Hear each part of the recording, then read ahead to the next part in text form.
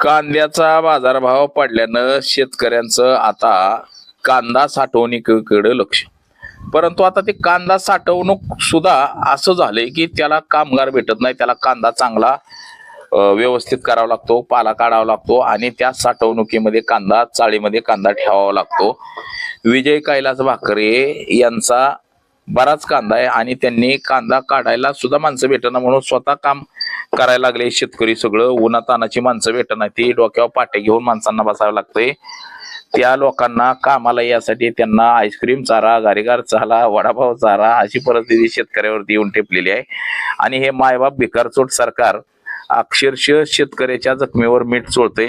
कांदा 3 रुपये किलो झालेला आहे, 3 रुपये 4 रुपये, मात्र बाजारात विक्रीला मात्र 20 रुपये किलो विकला जातोय.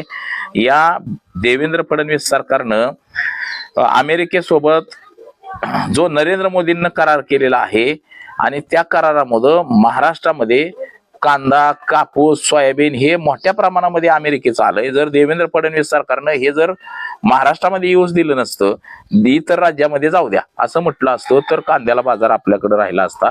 परंतु हे भिकारचोट सरकार आहे. भिकारचोट सरकारला शेतकऱ्याचं काही देणं घेणं नाही.